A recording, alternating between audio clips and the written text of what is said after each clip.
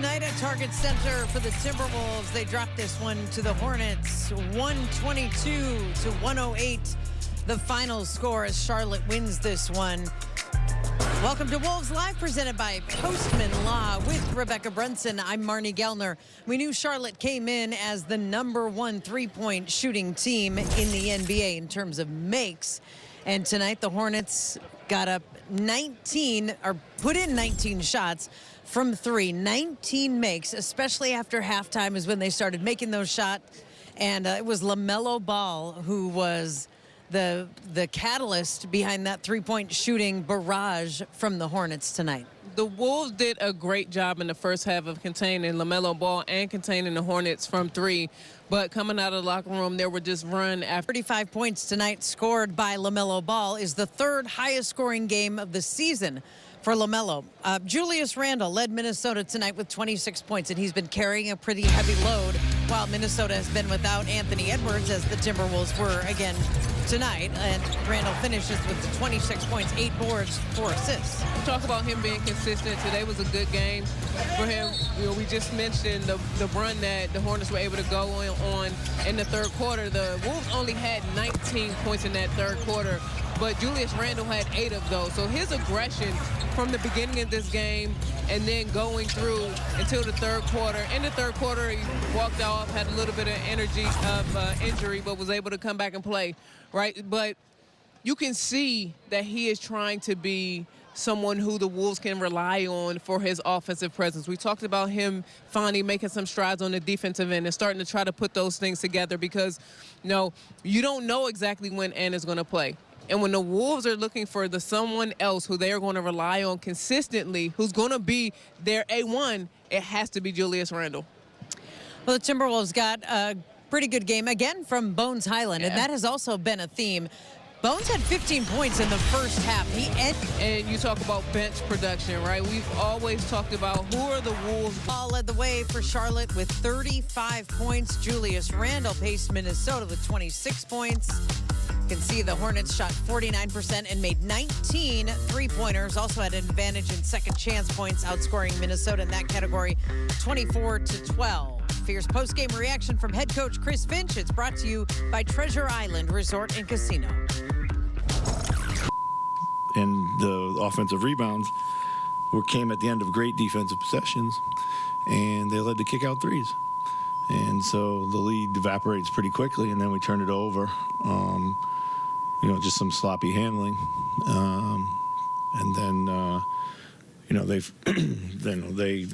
they got hot from the three-point line. Like everything we did well in the first half, being into the ball, being aggressive, we weren't able to replicate or sustain rather in the third quarter. Bones Highland played a really nice game tonight. Overall, what did you see in his game? It was great. He played with pace. He was definitive. He got to his shots. He kind of got to the paint, made some plays. He played really well. Battled on defense. So. Chris, the second chance points and things, that feels like how much of that is on Rudy to just like hold down the paint and end those possessions? Well, too much. Too much of it's on Rudy. I mean, we got to have, our other, everyone else got to chip in and rebound. We can't just expect him. They were holding him, and it was pretty physical down there, and, it was, he was battling. But, a lot of the rebounds that we didn't get, I think were largely responsible for others. A lot of our perimeter players needed to get back in and rebound the ball, so. Do you feel like this team's kind of spirit right now is down, or for sure? Yeah. How do you get that?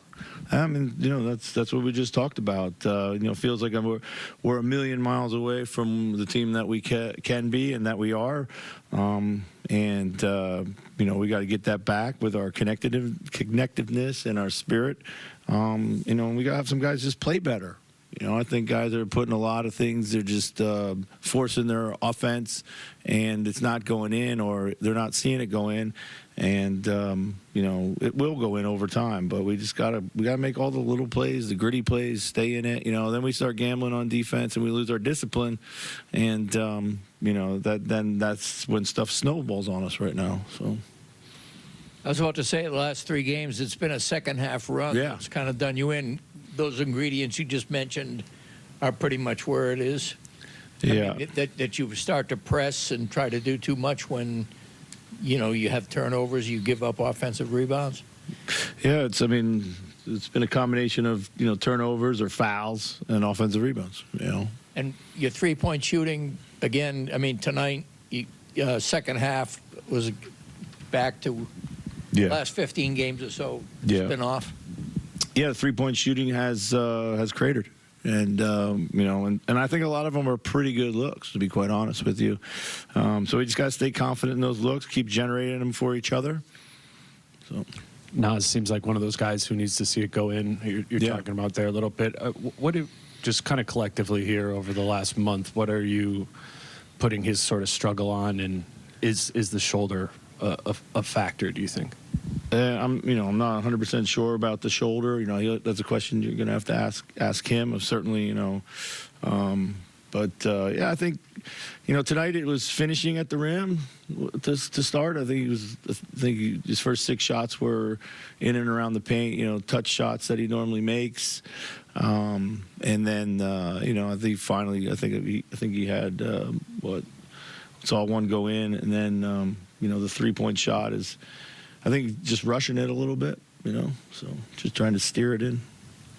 Julius seemed like he obviously played really well, but seemed to be playing really fast. Yeah. At the beginning of the game, what did you like from him tonight? Yeah, exactly that.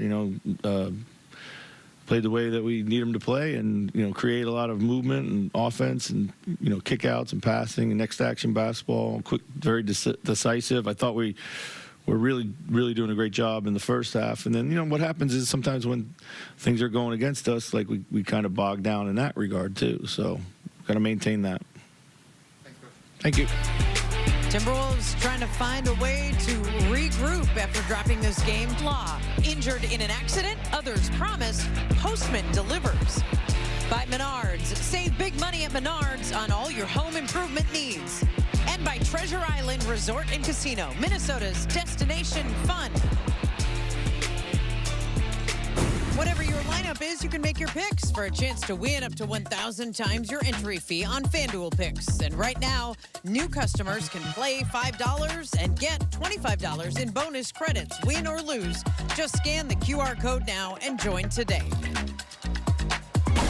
Coming up next. To start the third quarter or whatever, we kind of let it spiral and it snowballs, and, we never gained back momentum. So we got to figure out a way to stop the bleeding early.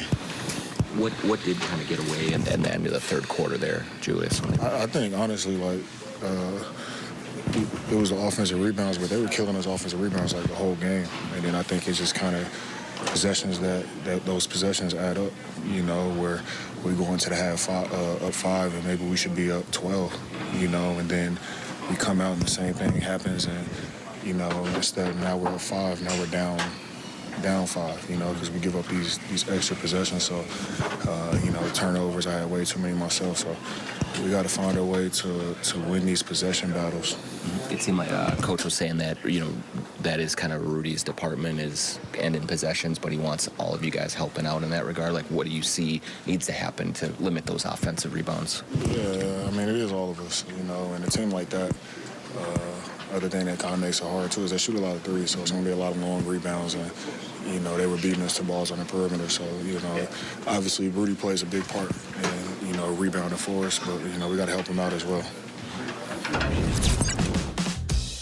The Timberwolves now have 4 games left to play in the regular season. These are the next 3, a back-to-back Tuesday and Wednesday on the road at Indiana and Orlando, and then potentially a very big game Friday in Houston against the Rockets. But BB, Tuesday night in Indiana against the 18-win Indiana Pacers.